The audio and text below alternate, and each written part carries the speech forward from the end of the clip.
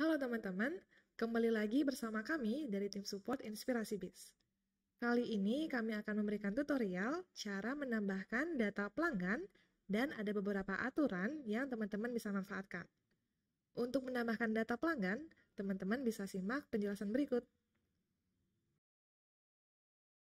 Baik, untuk menambahkan data pelanggan, teman-teman bisa masuk ke menu Master Data, kemudian pilih Daftar Pelanggan, lalu diklik tombol Tambah, maka akan muncul modul tambah pelanggan seperti ini.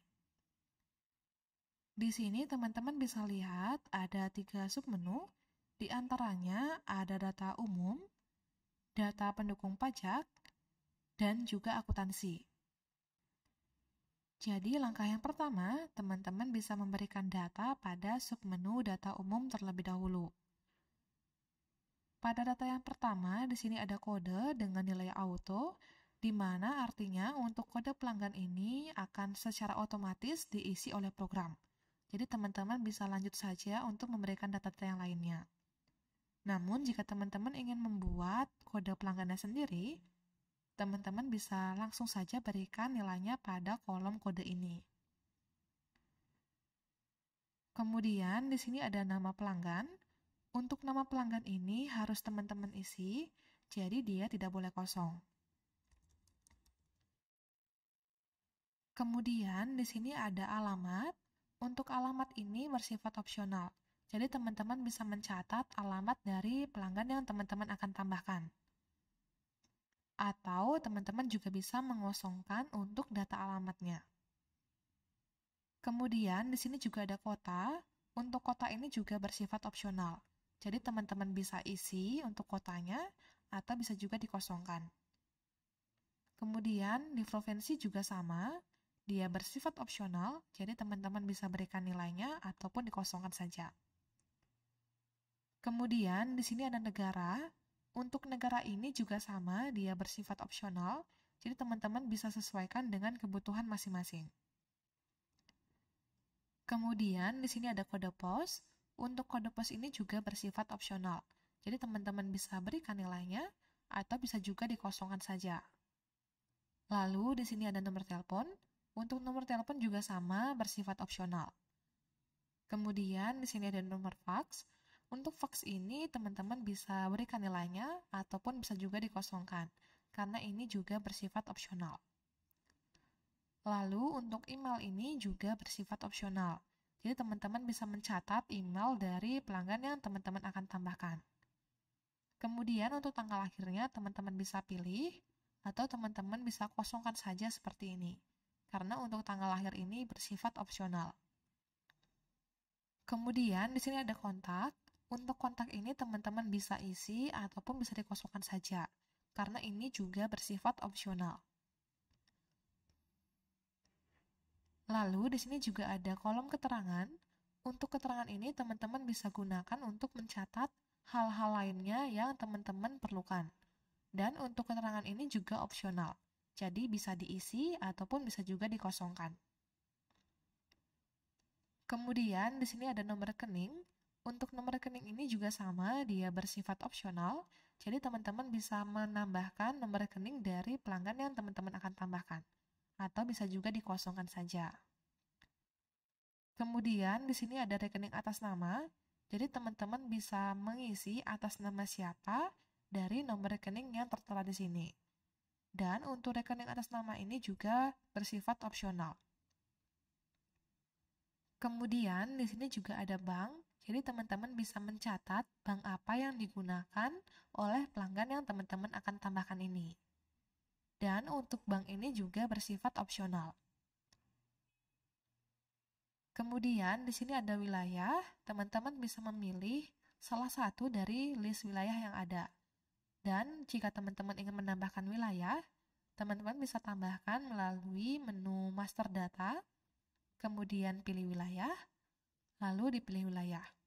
Nah, di sini teman-teman bisa menambahkan untuk list wilayahnya.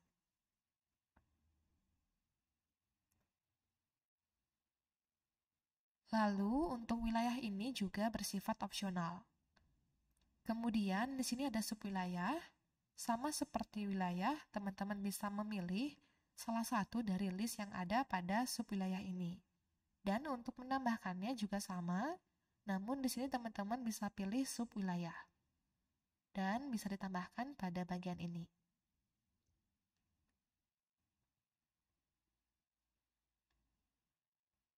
Dan juga untuk submenu ini bersifat opsional. Kemudian di sini ada dua pilihan, yaitu bisa kredit dan tidak bisa kredit. Jika teman-teman memilih bisa kredit, maka pelanggan yang teman-teman tambahkan ini bisa melakukan transaksi pembayaran kredit. Namun, jika teman-teman memilih tidak bisa kredit, maka untuk pelanggan ini tidak bisa melakukan transaksi dengan pembayaran kredit. Nanti bisa disesuaikan dengan kebutuhan teman-teman. Kemudian, pada bagian sebelah kanan ini ada beberapa aturan yang teman-teman bisa manfaatkan. Yang pertama, di sini ada limit jumlah piutang. Untuk limit jumlah piutang ini berfungsi sebagai batasan jumlah piutang yang dapat diberikan kepada pelanggan. Apabila di sini teman-teman settingnya 0, maka fungsi ini tidak akan aktif.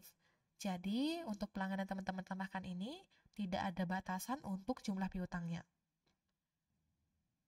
Namun, apabila kita setting misalkan 1 juta, jadi seperti ini, maka pelanggan ini hanya bisa melakukan transaksi apabila setelah diakumulasi piutang dari pelanggannya ini mencapai 1 juta. Atau dengan kata lain, jika pelanggan yang teman-teman tambahkan ini sudah mempunyai piutang yang melebihi limit jumlah piutang yang tertera di sini, maka pelanggan tersebut tidak bisa melakukan transaksi lagi. Kemudian yang kedua ada limit hari piutang. Untuk limit hari piutang ini berfungsi sebagai batasan hari dari pemberian limit piutang. Apabila teman-teman settingnya 0, maka fungsi ini tidak akan aktif. Dan apabila limit hari piutang kita setting misalkan 40 hari, nah maka setelah 40 hari pelanggan tersebut tidak ada melakukan pembayaran atau tidak ada melakukan pelunasan piutangnya, maka pelanggan tersebut tidak bisa melakukan transaksi lagi. Kemudian ada jatuh tempo. Untuk jatuh tempo ini berfungsi untuk mengatur jumlah hari jatuh tempo per pelanggannya.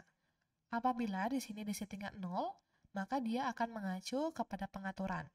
Kita bisa buka menu pengaturan, kemudian pengaturan umum, lalu pilih transaksi 1, dan di sini ada jumlah hari jatuh tempo. Jadi dia akan mengambil nilai dari pengaturan umum ini. Nah, namun jika teman-teman memberikan jatuh tempo, langsung diberikan di sini, misalkan 10 hari, nah maka khusus untuk pelanggan yang teman-teman tambahkan ini memiliki jatuh tempo 10 hari.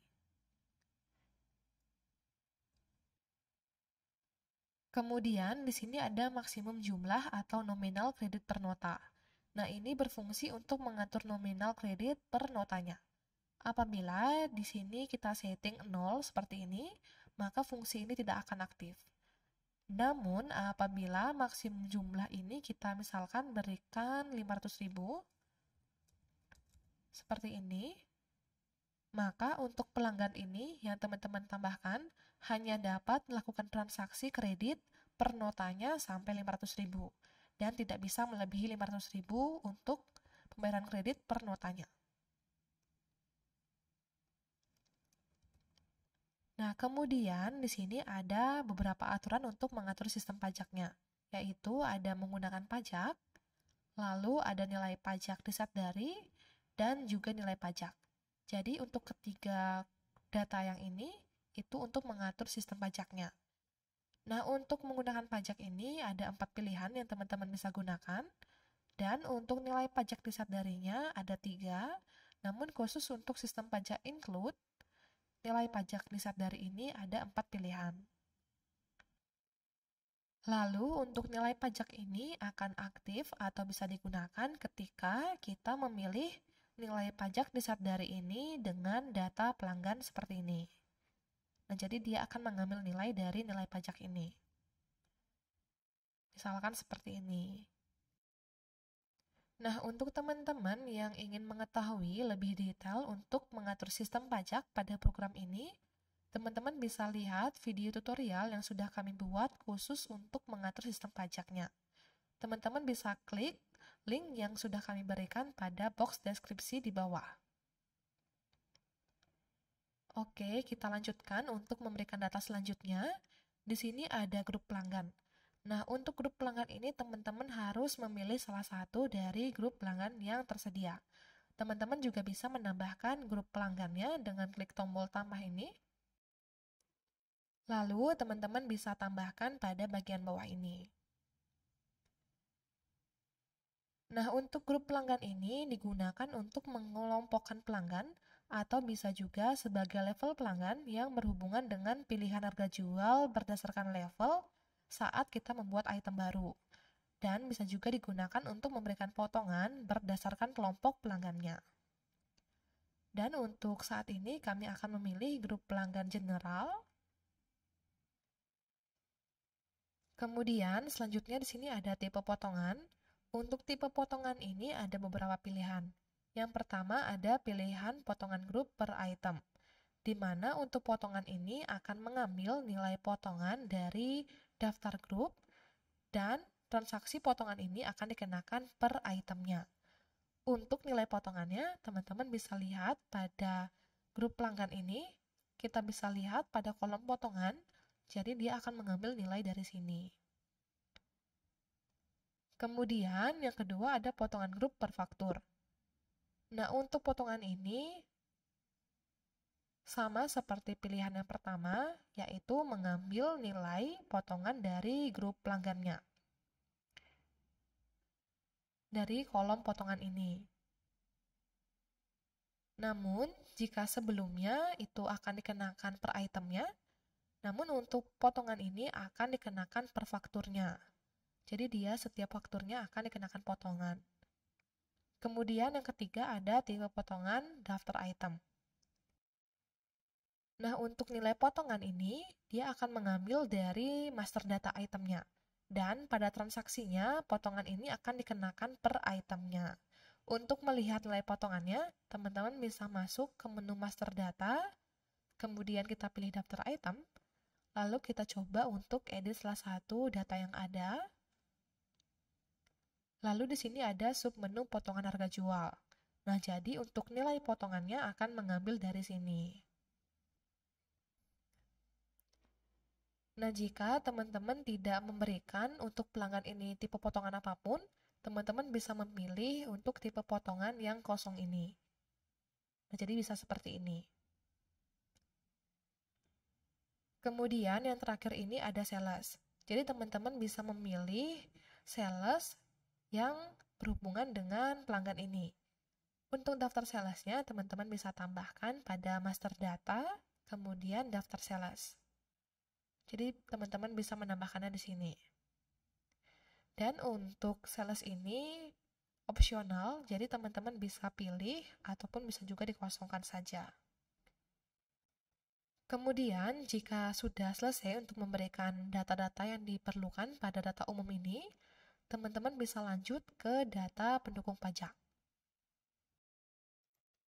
Nah, pada data pendukung pajak ini, jika dikenakan pajak, maka untuk mengekspor pajak atau ekspor CSP pajak keluaran, maka data ini harus diisi dengan benar, di mana berikan NPWP, NIK, nama NPWP, serta alamat NPWP dari pelanggan yang teman-teman akan tambahkan. Untuk NIK ini wajib diisi, dan jika pelanggan yang teman-teman tambahkan ini tidak mempunyai NPWP, maka kolom NPWP-nya wajib diisi dengan format seperti ini.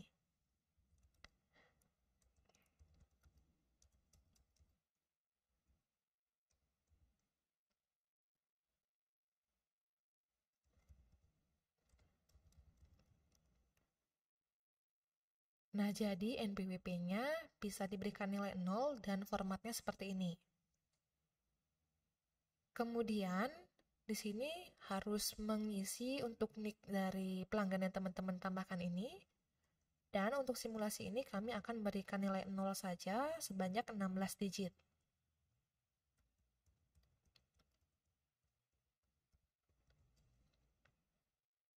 Kemudian di sini kami akan memberikan nama NPWP-nya.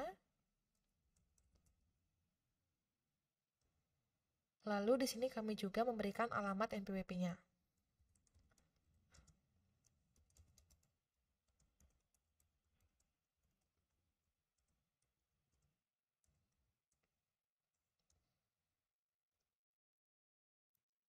Nah, jika sudah memberikan data pendukung pajaknya, kita akan beralih pada submenu akuntansi. Nah, pada submenu akuntansi ini terdapat kolom pembayaran kredit. Jadi, ini fungsinya untuk mengatur akun perkiraan apa yang digunakan ketika pelanggan ini melakukan pembayaran kredit. Apabila pembayaran kredit ini dikosongkan seperti ini, maka akun perkiraan yang akan digunakan akan mengacu pada setting perkiraan pada masing-masing transaksinya. Untuk melihat setting perkiraannya, teman-teman bisa masuk ke menu akuntansi, lalu pilih setting perkiraan. Nah, jadi dia akan mengacu pada akun perkiraan yang disetting pada setting perkiraan ini. Seperti misalkan di sini untuk transaksi penjualannya, lalu kita bisa lihat pada pembayaran kredit ini, dia menggunakan akun perkiraan piutang usaha. Jadi, secara defaultnya, jika teman-teman kosongkan pada pembayaran kredit ini, maka dia akan menggunakan akun perkiraan piutang usaha ini. Namun, jika teman-teman ingin memisahkan untuk pembayaran kredit khusus untuk pelanggan yang teman-teman akan tambahkan ini, teman-teman bisa membuat kode akun perkiraan baru dengan masuk ke menu akuntansi, kemudian pilih daftar perkiraan, lalu di sini buat kode baru. Lalu di sini untuk kelompoknya kita pilih aktiva, kemudian posisi di bawah kita pilih piutang, lalu kita berikan kode perkiraan. Untuk kode perkiraan ini bisa dibuat selain kode perkiraan yang sudah ada pada daftar perkiraan ini.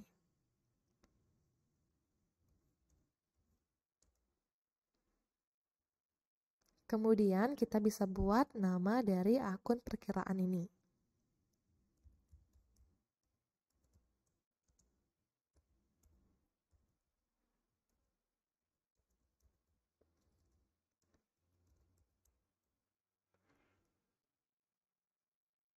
Nah, jika sudah, bisa disimpan.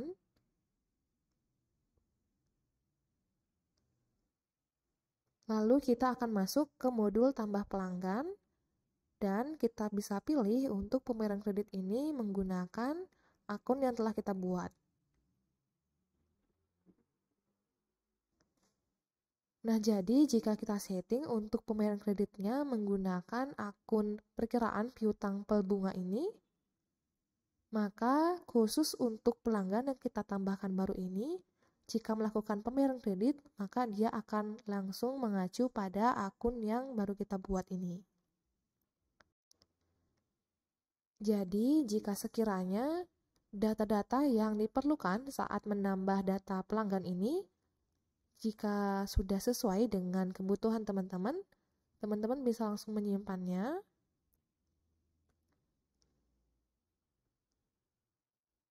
Lalu kita akan coba masuk ke transaksi penjualan. Lalu di sini kita akan melihat untuk akun perkiraan yang digunakan saat melakukan pembayaran kredit. Di sini ada kolom kreditnya, kita bisa pilih atau klik tombol dengan simbol pensil ini. Lalu di sini untuk akun perkiraan akan menggunakan piutang usaha. Namun, jika kita memilih pelanggan yang baru kita buat, lalu kita cek untuk akun perkiraannya pada pembayaran kredit, maka dia akan langsung menggunakan kode akun perkiraan piutang pel bunga yang telah kita setting sebelumnya. Nah, jadi itu dia untuk menambah data pelanggan baru dan juga beberapa aturan yang teman-teman bisa manfaatkan. Nah, jadi itu dia cara menambahkan data pelanggan. Jika teman-teman masih ada kendala, bisa hubungi kami atau komen video ini. Jangan lupa di like dan follow Instagram kami di @inspirasibis, dan jangan lupa subscribe serta klik tombol lonceng untuk nyalakan notifikasi dari kami. Sampai jumpa di tutorial berikutnya.